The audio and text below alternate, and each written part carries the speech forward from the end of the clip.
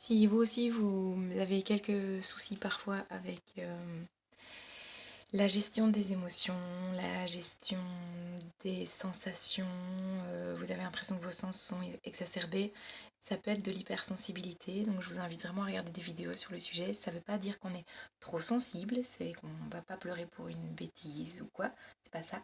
C'est vraiment la sensibilité à certaines choses qui est forte, très forte. Elle est vraiment exacerbée. Ça peut être la sensibilité à certaines lumières, certains sons, certains bruits dérangeants, certaines textures, certaines matières, et ça peut être aussi parfois alimentaire. Alors, même en dehors de cela, si vous avez des soucis au niveau de l'alimentation, je vous conseille vraiment de faire attention, surtout en étant jeune, parce que ça peut avoir des conséquences pour plus tard. J'en ai eu niveau santé et c'est voilà, c'est pas cool. Alors, je sais que c'est pas évident parce que souvent on a alors des proches qui nous mettent la pression et c'est encore pire. Mais manger suffisamment reste important. Peu importe le poids qu'on ait ou la taille ou quoi que ce soit, on a besoin de vitamines en fait. Et moi j'ai fait quelques bêtises à ce niveau-là quand j'avais 13 ans. Euh, Ça a démarré sur une bête remarque par rapport à mon poids, enfin par rapport à mes hanches exactement. Alors que franchement, il n'y avait pas de remarque à avoir, hein, mais voilà, c'est une bêtise. Les garçons savent bien que les filles sont sensibles à ce sujet, souvent, hein. Maintenant, ça peut arriver à des garçons aussi, évidemment, j'en connais. Mais voilà, je l'ai assez mal pris. Et pour quelqu'un d'hypersensible, même pour certaines autres personnes, tout est vécu fois 10 000, hein, la joie, la peur, la tristesse, enfin, tout est vécu à 100%. Et là, ça a été le cas, donc j'ai assez mal pris la chose. J'ai diminué mes repas petit à petit. À un moment donné, j'ai tellement diminué que j'avais plus d'appétit. Et là, c'est pas chouette. Manger sans appétit, c'est vraiment délicat. Surtout quand vous êtes déjà sensible à plein de textures et qu'il y a beaucoup d'aliments qui vous dégoûtent. Euh, voilà, c'était vraiment pas facile pour moi. J'avais pourtant une famille très ouverte avec laquelle je pouvais parler de tout. Mais là, j'avais la pression au niveau de la peur, que j'ai des ennuis et ça me bloquait. J'arrivais plus à expliquer ce que je ressentais. Et c'était l'angoisse, quoi. Je me levais le matin en me disant, punaise, si je sais pas déjeuner, ça va encore être la galère. Si je sais pas dîner, qu'est-ce que je vais faire? Et voilà, j'ai fait un peu ce que beaucoup de gens font, jeter les tartines et dire que c'était très bon. Euh, voilà, se forcer, c'est vraiment pas gai. À un moment donné, j'ai dû le faire parce que j'étais allée trop loin, mais je le déconseille, vraiment, je le déconseille.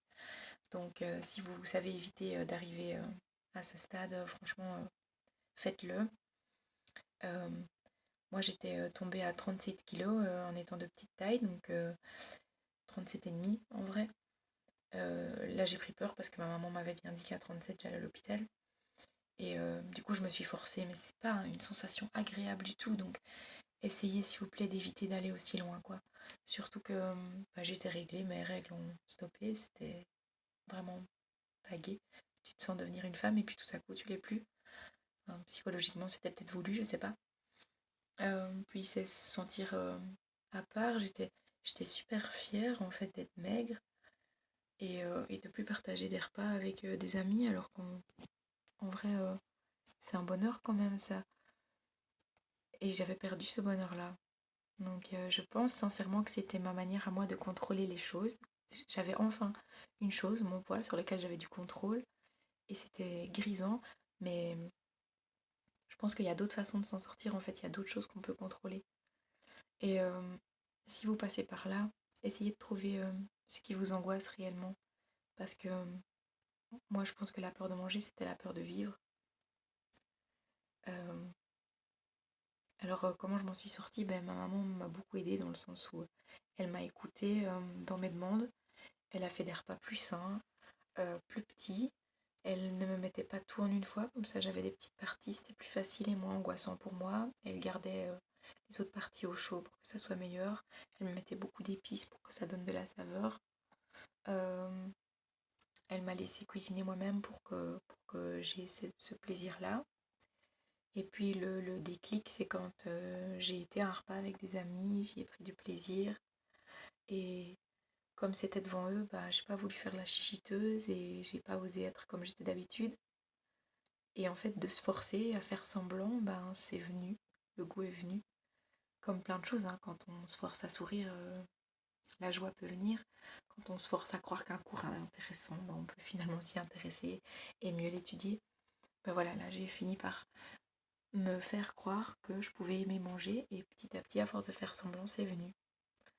Et je pense que dans le reste de ma vie, ma sensibilité alimentaire est toujours restée. D'ailleurs, j'ai des intolérances.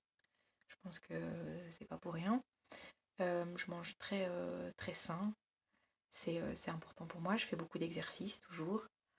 Euh, Même avec l'âge, je suis toujours très mince. Bon, j'ai plus vraiment un ventre plat, mais ça fait partie du jeu de prendre de l'âge. Mais je dis pas ça négativement parce que franchement, prendre de l'âge est génial. Moi, ma vie adulte est beaucoup mieux que ma vie adolescente.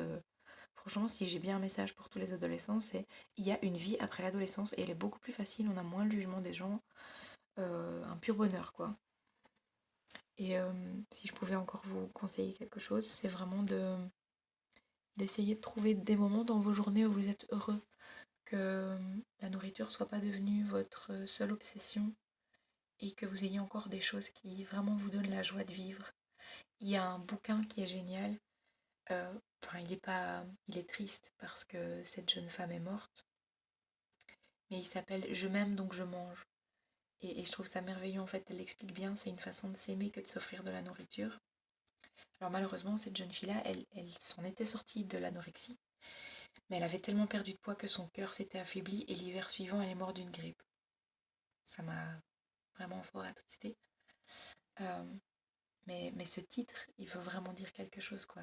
Je m'aime, donc je mange, je m'autorise à manger, je m'autorise à avoir ce plaisir. Et c'est comme beaucoup de choses. Euh, à l'adolescence, c'est pas évident de parler de son corps, de sexualité, mais c'est aussi quelque chose qui a pu être au tout début de ma vie compliqué pour moi, parce que c'était le fait de lâcher prise, de me laisser aller. Et je pense que beaucoup de gens qui ont des difficultés avec la nourriture ont des difficultés avec le lâcher prise, ont des difficultés avec le fait de ne pas savoir tout gérer. Mais la vie est comme ça, on ne peut pas tout gérer. Et on doit pouvoir parfois se laisser aller et lâcher prise. Ça se fait petit à petit, hein. C'est un gros travail sur soi-même. Moi, j'étais complètement contre le fait de voir un psychologue, hein. Euh, j'ai vu une neuropsychologue par rapport à mon trouble de l'attention, puisque je suis TDA avec un petit H, un peu d'hyperactivité. Euh, Finalement, oui, elle m'a aidée comme une psychologue, mais moi, ça me plaisait mieux de dire oui, mais c'est pour mon trouble de l'attention, hein, parce que sinon tout va bien.